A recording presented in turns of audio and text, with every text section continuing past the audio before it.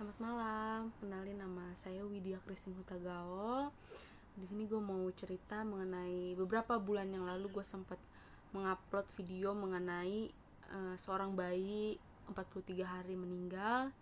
Ya, itu anak saya yang berusia 43 hari meninggal, namanya Samantha Orzora Serena Uli Pasaribu.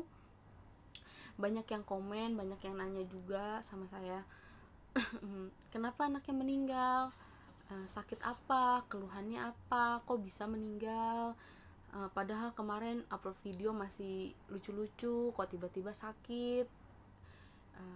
Jadi awal ceritanya kalau Samantha dibilang sehat dari awal lahir tuh sehat, tidak ada keluh, cuman kuning aja, dirawat 1 hari dan kebesokannya pulang. Dan itu pun sebelum pulang di tes darah juga, dicek darah bayinya, itu juga sehat setelah pulang itu. Tapi selama 2 minggu dia di rumah, ini anak aneh karena setiap minum susu dia selalu muntah, minum susu muntah. Kalau gumoh itu dikit, tapi ini tuh banyak dalam bentuk muntahan. Jadi setiap minum susu banyak yang muntah, nggak ada yang nggak ada yang di dalam perut dia. Jadi setiap saat dia tuh selalu minta susu ya, karena setiap apa yang dia minum dia muntahin gitu kan. Jadi ketika saya mulai check up sama dokter menyatakan itu hal wajar, dikiranya gumoh. Oh, jadi sebagai saya seorang orang tua baru punya anak, saya mengira kata dokter itu wajar, nggak masalah, dibilangnya gumoh, ya udah saya pulang ke rumah. Tapi habis itu saya seminggu setelah dari check up, saya tuh mulai nggak enak hati lagi. Kok begini terus ya, badan anak saya kok masih bayi, baru lahir kok tiba-tiba demam, apalagi di masa pandemi kayak gini kan, jadi kan takut gitu kan. Tiba-tiba demam, dibawalah ke rumah sakit daerah Kemang, Jakarta Selatan. Dibawa ke situ, dinyatakan harus segera dirawat di rumah sakit, sedangkan di situ tidak bisa terima BPJS, dan per malamnya untuk bayi itu sekitar 17-20 juta per hari. Sedangkan kami untuk uang segitu tuh tidak mampu, ya kan. Nah, habis itu kita coba pulang lagi ke rumah. Kami pulang, benar, puji Tuhan sehat habis itu. Tapi kebesokannya lagi demam lagi, sehat, demam lagi, sehat. Begitu terus sampai menjelang hari dia meninggal malamnya itu, dia itu kayak tersedak susu, tapi minum susunya seperti biasa, nggak ada yang aneh-aneh. Jadi dibilang kesedak, menurut saya ini bukan kesedak gitu. Jadi dia nangis sampai badannya biru. Jam 10 malam kita bawa ke rumah sakit. Rumah sakit itu banyak yang nolak. Satu, alasannya rumah sakit itu penuh untuk ruangan bayi. Yang kedua, peralatannya kurang. Yang ketiga, kita ke rumah sakit Harapan Bunda, di situ pun untuk bayi tidak ada. Jadi di UGD biasa, tapi peralatan bayinya ada, cuma tidak lengkap. Dibawa sampai dari jam 10 malam kita baru nyampe ke Harapan Bunda itu, karena muter-muter nyari rumah sakit. Itu nyampe jam setengah 4, jam 4 subuh. Di situ dokter udah menyatakan ini telat, tapi nggak tahu telat kenapa. Tapi dibilangnya telat, katanya bawa ke rumah sakitnya. Dia tuh pas di perjalanan itu udah napasnya tuh udah tarik satu nafas, tarik nafas. Abis itu saya udah nggak ada pikiran apa-apa lagi, saya cuma bisa nangis, berdoa pun saya udah nggak bisa, karena ngelihat anak dalam kondisi seperti itu kayaknya langsung udah cuma bisa nangis, cuman kebayangnya tuh ini pasti udah nggak bakalan nggak ada gitu. Langsung nggak tahu kenapa pikiran saya langsung bilang kayaknya ini bakalan nggak ada gitu.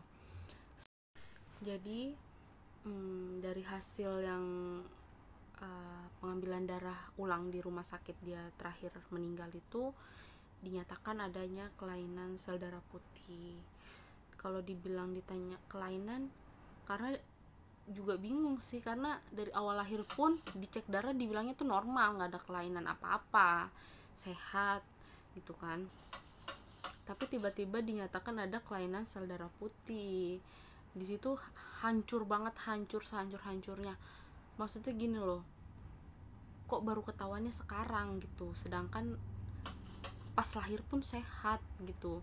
Jadi sel darah putihnya dia tuh terlalu tinggi, melebihi dari sel darah putih orang dewasa sewajarnya. Jadi kenapa dia malah mengecil badannya, ketika lahir itu 3,3, pas meninggal dia hampir ke 2,7. Ternyata sel darah putihnya ini yang buat dia apa yang dia makan, apa yang dia minum itu jadi muntahan, nggak bisa jadi badan, karena sel darah putihnya itu yang meningkat, kata dokter seperti itu. Saya kurang tahu juga, tapi dibilangnya seperti itu dari pihak rumah sakit.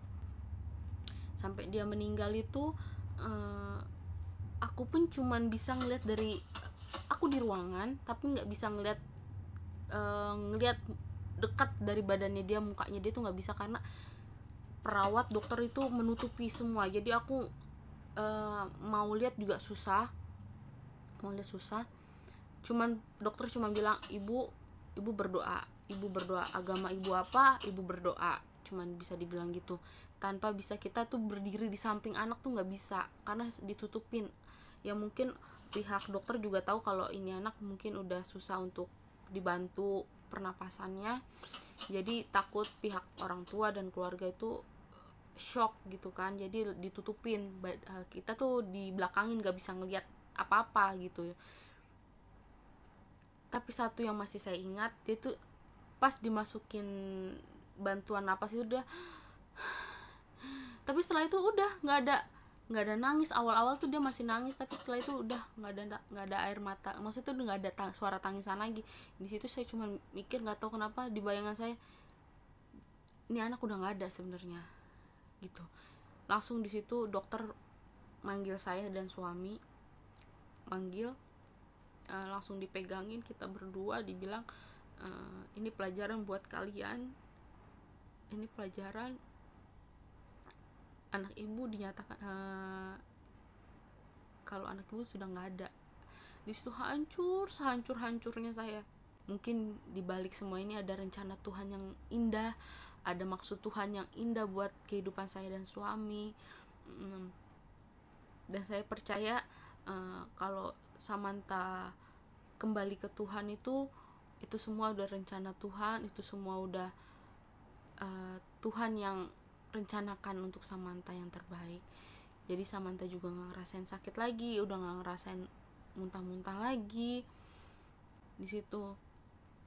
Tapi penyesalan yang pernah saya lakukan sekali itu, pernah saya marah banget sama Samantha anak saya. Itu posisi lagi jam-jamnya ngantuk banget, jam 2:30, jam 3 subuh, jam menuju subuh pagi lah. Dia nangis itu semalaman dia nggak ada tidur. Saya cuma bilang, Samantha, kenapa kamu nggak tidur? Nggak tahu kenapa itu terucap gitu, sampai saya teriak, Samantha, kenapa sih kamu nggak bisa tidur? Ternyata sekarang saya baru menyadari, Kak, kenapa dia menangis terus. Ya karena dia merasakan rasa sakit itu. Jadi buat kalian, buat saya juga, untuk orang tua baru, kalau anak nangis langsung dipeluk, mau secapek apapun itu kita peluk. Itu jangan sampai penyesalan. Itu yang menjadi penyesalan saya, ketika dia nangis malah saya teriak, saya marah, saya ngerasa kok gini sih, nangis terus gitu. Intinya pesan dari saya, kita sebagai orang tua baru, sebagai seorang ibu, kita harus lebih peka sama anak kita harus lebih peka lagi, kita harus lebih belajar lagi mengenai bahasa bayi, bukan bahasa dalam tanda kutip dia bahasa main-main, tapi dari tangisnya, dari tawanya, dari tatapannya, kita harus belajar apa yang dia mau, apa yang dia inginin dari kita. Mungkin dari situ penjelasan saya. Terima kasih untuk teman-teman yang sudah memberi komentar baik sama saya, sudah mensupport saya, sudah mendoakan anak saya. Saya ucapkan terima kasih. Sekian dari saya. Yang hilang dariku,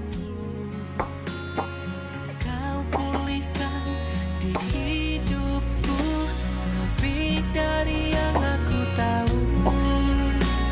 Kau memeliharaku, apa hancur dariku.